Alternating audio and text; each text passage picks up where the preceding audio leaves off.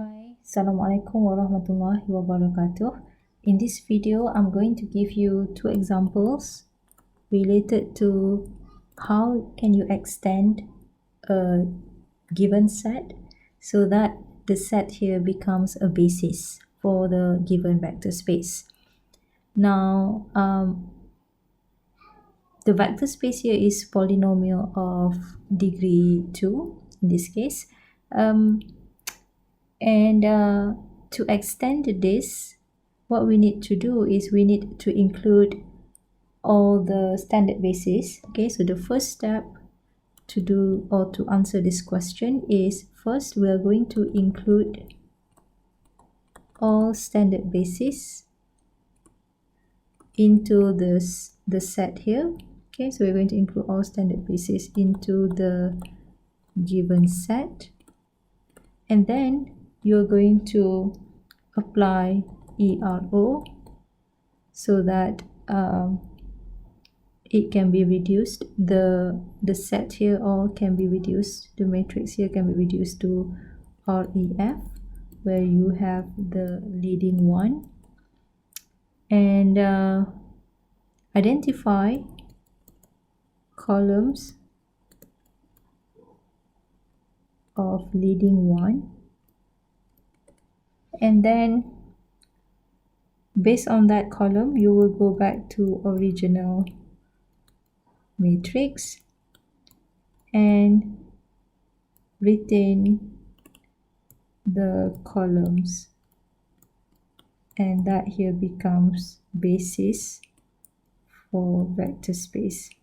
So basically these are the general steps that you will see each of them being implemented in the examples given here.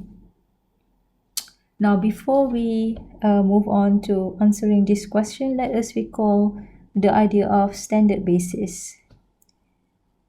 Well, if you have, for example, polynomial of degree 2 and you want to create the standard basis, that is very easy. So the standard basis will look like this: 1x squared. This is the standard basis for polynomial of degree 2. Why is it a standard basis? Well, you can see that if you have 1 here, it corresponds to having 1, 0, 0 in terms of the usual vector notation. If you have x, that is 0, 1, 0. So other components are 0, x is 1, and here is 0, 0, 1. And of course, when you have P2, this is A0 plus A1x plus A2 x squared. So that is polynomial of degree 2. So the first position here is for constant. This is for x, this is for x squared. And I hope you can see that when you combine all these together in one matrix, it looks like RREF. So here is the standard basis for P2. And if I ask what is the dimension of P2, you can easily count how many vectors you have in the basis. So here is the basis. So the basis is the number of vectors here is 3. Therefore, the dimension of this vector space is 3. Now, I'm sure you can see if we have polynomial of degree 3, and if I ask you to create the standard basis, so the standard basis will look like this: 1x squared x cubed. Sorry.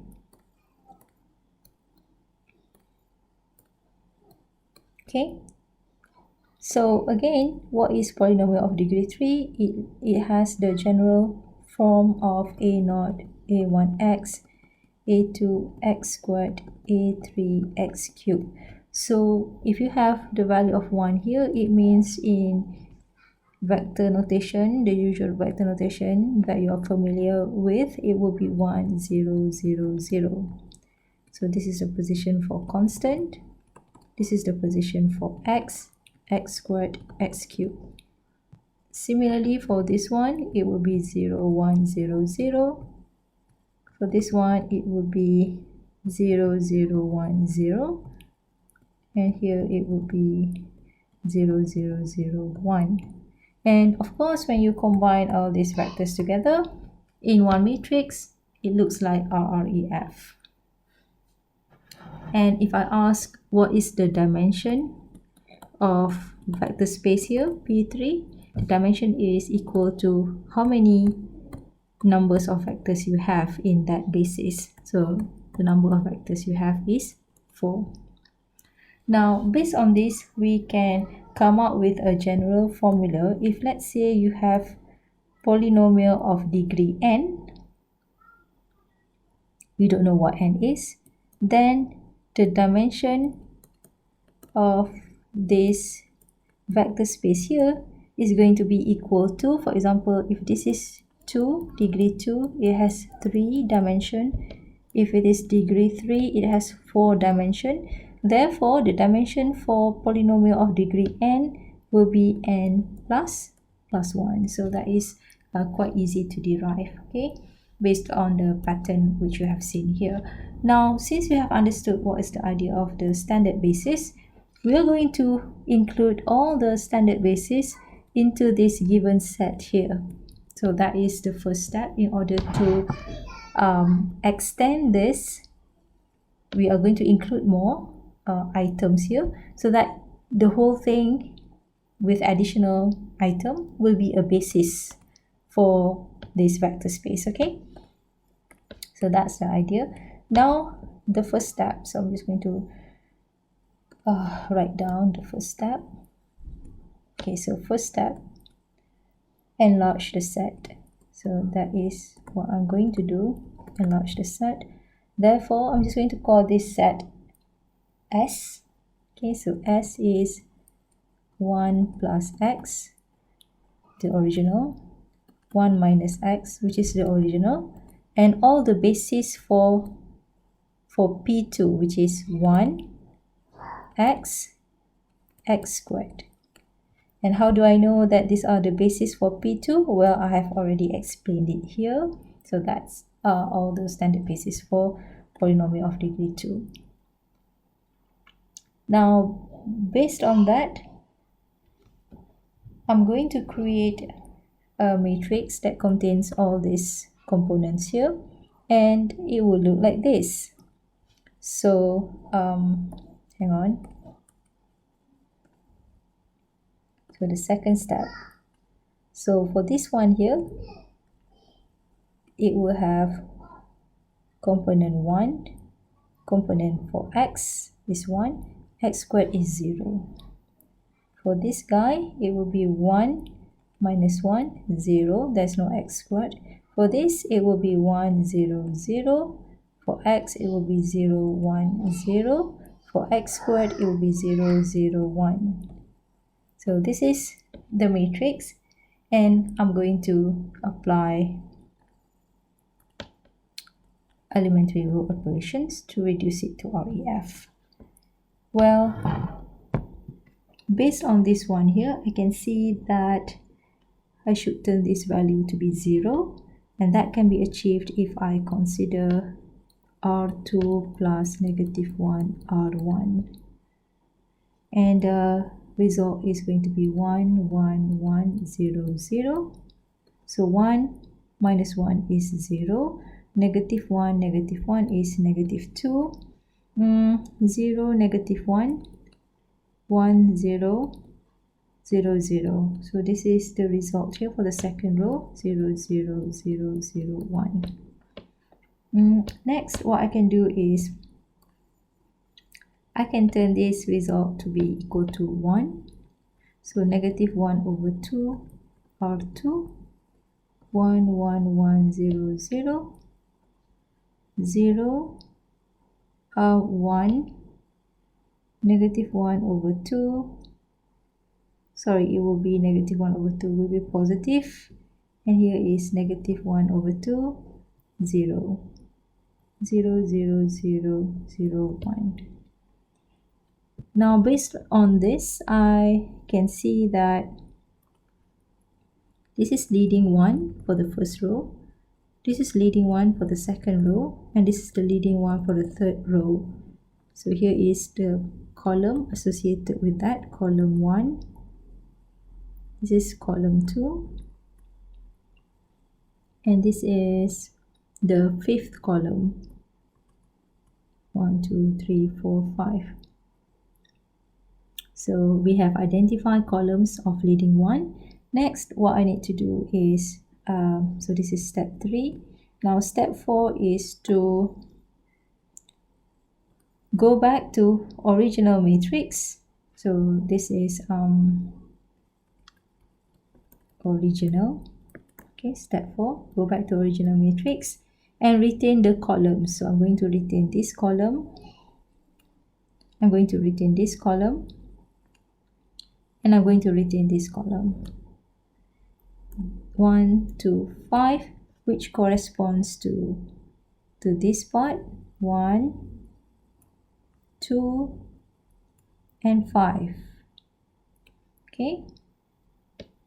Therefore, okay, I'm just going to use this small space right here.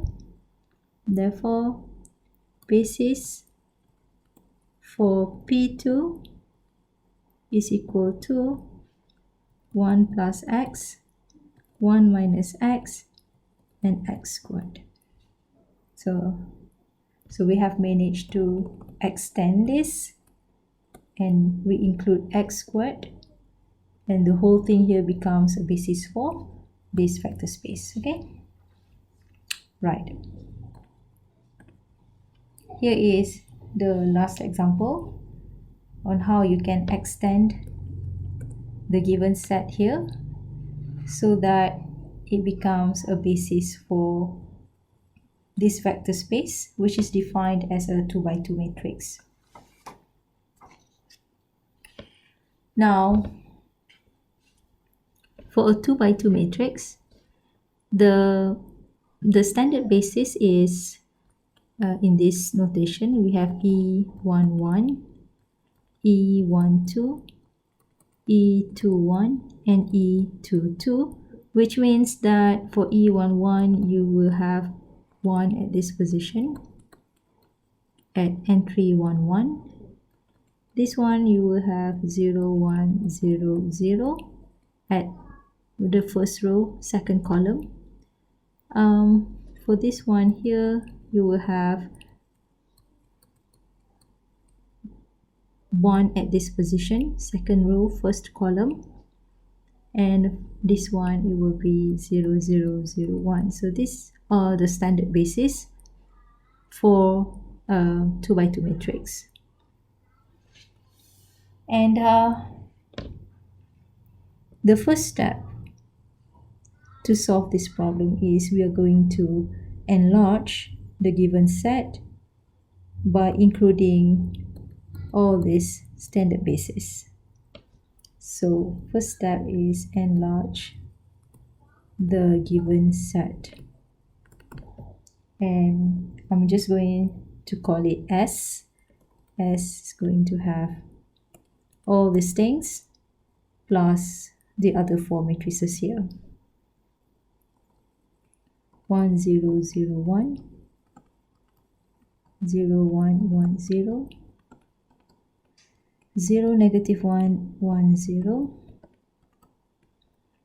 1, 0, 0, 0, 0, 1, 0, 0, 0, 0, 1, 0, and let me just erase. And finally,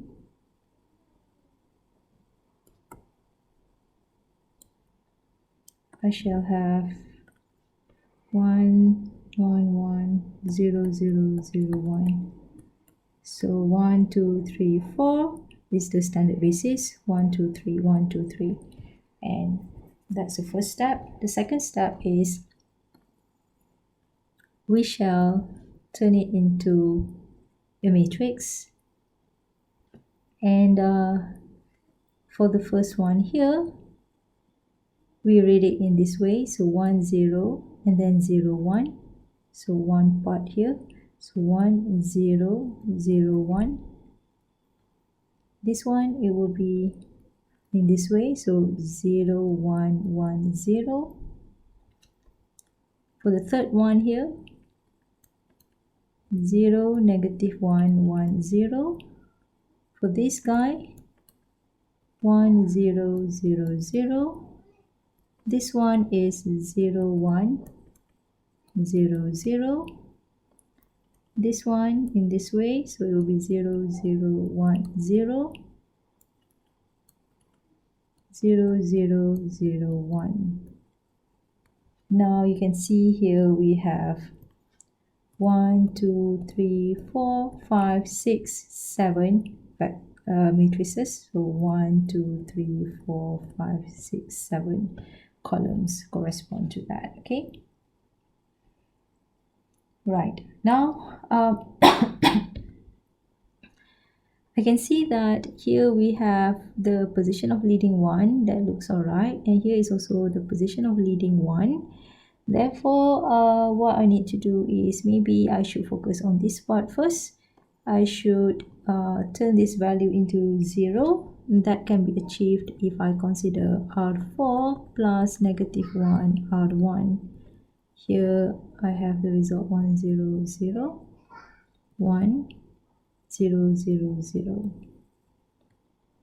0 1 negative 1 0 1 0 0 0 1 1 0 0 1 0.